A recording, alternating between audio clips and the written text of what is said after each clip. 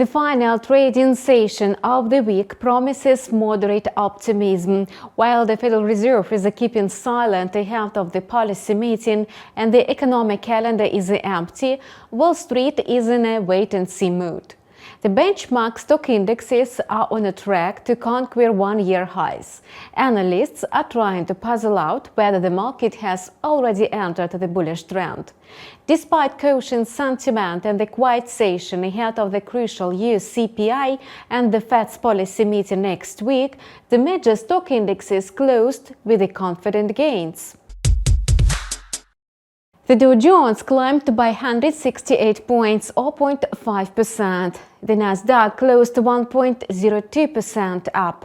The S&P 500 rose by 0.62% to close at 4,293 points. The stock indexes traded sluggishly and mixed in the New York pre-market. The S&P 500 is expected to trade in the intraday corridor between 4,270 and 4,340 points. US stocks closed in the green yesterday as the Fed's policymakers did not make any hawkish comments, while investors are sitting on the sidelines of the crucial event next week. The stock indexes received a boost from a rally in the high-tech stocks. The Nasdaq and the S&P 500 notched one-year highs on the back of a rally in the companies with a mega capitalization. The rally was driven by AI, upbeat revenues, and expectations of a pause in the Fed's rate hikes. The green and the fear index, known as the WIX, fell to a new record low after the pandemic. Yields of two-year treasuries, which are oftentimes seen as a barometer of interest rates expectations, declined to 4.51% from a one-week high. Treasury yields went down in light of a weekly update on a U.S. initial unemployment claims, which surged to the highest level since October 2021. The number of claims has been growing for 3 weeks in a row, and the U.S. Labor Department is due to release the CPI on June 13, on the first day of the Fed's policy meeting.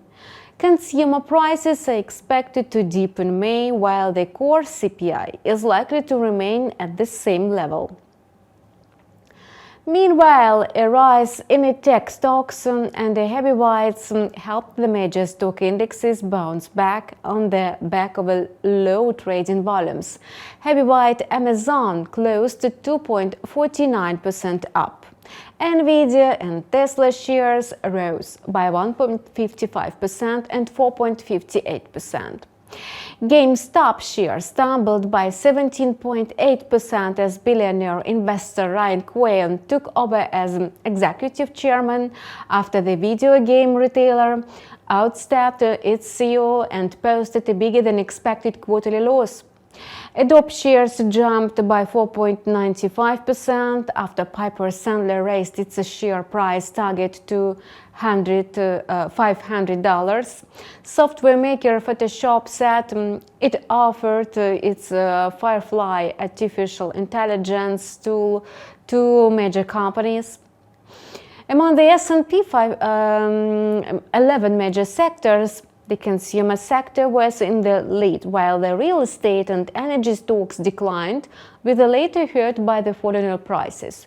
Futures for the US stock indexes traded mixed on a Friday, and some market participants sensed the signs of a recovery in the US stock market. And the reason is that the underlying S&P 500 has posted 20% rally since the October 12 low, suggesting a bull market. The belief in the bull market is cemented by the combination of a tech boom and the AI-based resilience of the corporate earnings and employment, as well as the outlook for central bank interest rate perks. Hence, investors are shifting focus back to stocks. The market cheered up data from the China provided on Friday. Annual factory prices dropped by a whopping 4.6% in May, the fastest pace in 7 years, and China's annual consumer inflation rate was just 0.2% lower than expected. Along with the easing pressures in the supply chain and an annual fall in crude oil prices of about 40%, it was enough to revive hopes that monetary tightening by major central banks has picked up steam and no further extreme action is needed. Fed funds futures offer only a 1 in 4 chance that the Fed will raise interest rates again next week, preferring a final hike in July. The Bank of Japan is expected to maintain its ultra-easy monetary policy. The European Central Bank is expected to raise interest rates by another quarter of a point. In this context, the market has almost completely ignored the hawkish statement of the IMF, which on Thursday urged the world's central banks to keep the course in monetary policy and remain vigilant. On the contrary, mega caps continue to rule market sentiment on a Friday. In the corporate sector, shares of Amazon and Microsoft declined in the pre-market trading. Apple shares continued to grow. Tesla shares displayed the most active dynamic. Shares jumped by 6% before the opening bell after General Motors said it would adopt the North American Tesla charging plug standard and give GM electric vehicle buyers access to the Tesla supercharger network.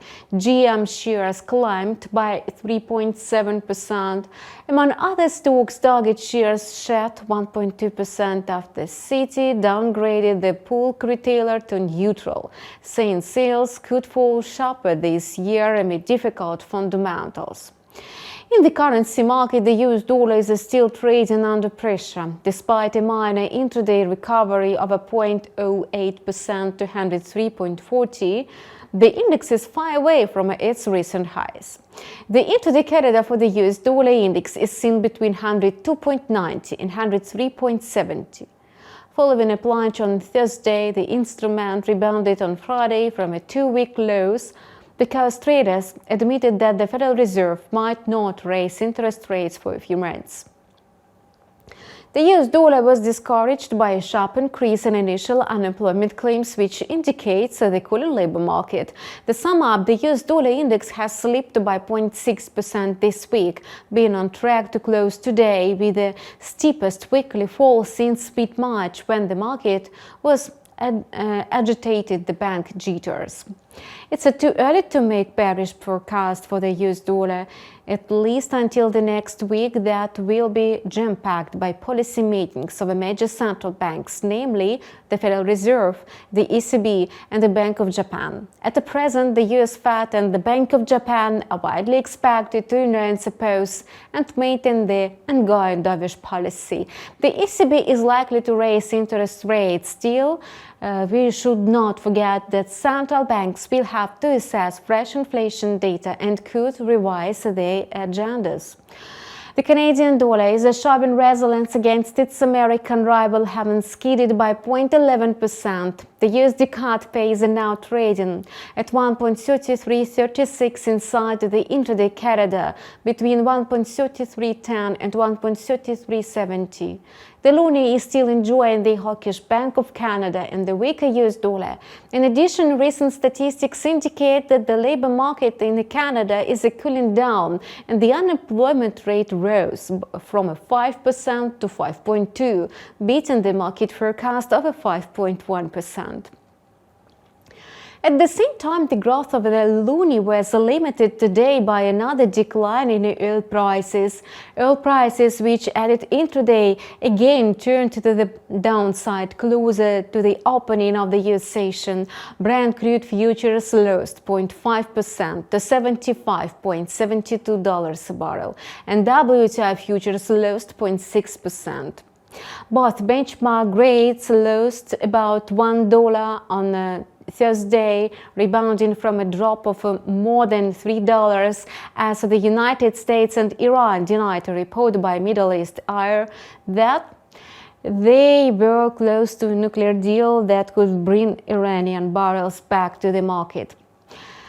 The crypto market is still digesting the standoff between crypto platforms and the US Securities and Exchange Commission. The market is trading mixed today amid uncertain sentiment. Bitcoin recovered by 0.09% and settled above 26,600. Altcoins are also trading mixed. Ethereum, Binance and Cardano shed from a 0.18% to 1.78%. Solana, Ripple and Litecoin added 0.8 and 1.9%. The cryptocurrency market is still held hostage by the SEC. In the latest news, the Binance.US exchange announced on Thursday that it would stop deposits in US dollars and users will soon not be able to withdraw dollars from the exchange. The reason is the freezing of Binance assets as a part of a legal procedure. Binance has announced that its banking partners are preparing to close dollar withdrawal channels as early as June 13th. In addition, the tokens, which a commission called securities, lost from 3 to 25% over the week. At the same time, there is a good news. At least a few US lawmakers have taken the industry side and targeted the Commission's crackdown on the crypto exchanges, calling it a total disrespect of Congress. Richard Torres, a member of the House Financial Services Committee, pointed to the changing stance of a Gensler, who has gone from a supporter of cryptocurrencies to a critic. Besides, French Hill, who chairs the House Subcommittee on the Digital Assets, stressed the need for a clear and unambiguous legislative framework and said that if the proposed bill were passed, the Commission might not have to crusade against exchanges. In any case, it looks like the market is waiting for a lot of announcements and news in these regards. Assets, meanwhile, are beginning to come to their senses and recover from the slump earlier this week. Bitcoin was able to recover to 26,600 from 26,200. If the asset can hold this high, then the market next step for the token will be a rise to $27,200 and $27,700. An alternative scenario looks like a retest of the $26,200 and $25,700 high.